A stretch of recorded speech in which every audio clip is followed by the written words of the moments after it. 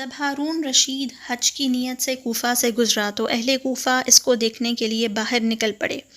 ہارون ہودج میں براجمان تھا۔ بہلول نے یا ہارون کہہ کر آواز دی۔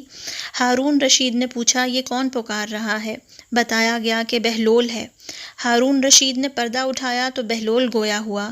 اے امیر المومنین، میں نے سنا ہے کہ رسول اللہ صلی اللہ علیہ وسلم جب جمرہ عقبہ کو کنکریاں مار رہے تھے تو اس میں نہ تو مار مار کا شور تھا، نہ بھاگو بھاگو کی پکار، اور نہ ہی ادھر ہی رہو ادھر ہی رکو کی آواز۔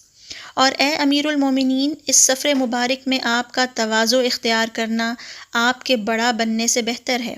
بہلول کی بات سن کر ہارون رشید رو پڑا اور اس کے آنسو گرنے لگے۔ پھر یوں گویا ہوا، تم نے بھلی بات کہی اے بہلول، مزید کچھ نصیحت کرو۔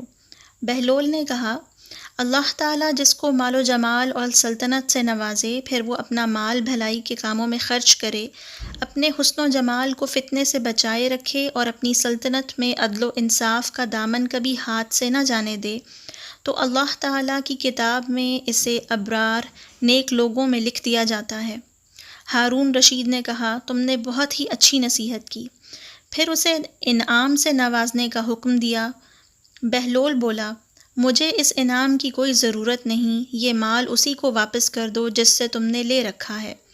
ہارون رشید نے کہا، ہم چاہتے ہیں کہ آپ کے روزینہ کا بندوبست کر دیں۔ بہلول نے اپنی نگاہ آسمان کی طرف اٹھا کر کہا، امیر المومنین، میں اور تم اللہ ہی کے ماننے والے ہیں، تو پھر یہ ناممکن ہے کہ وہ تم کو یاد کرے، یعنی تمہیں نوازے اور مجھے بھول جائے۔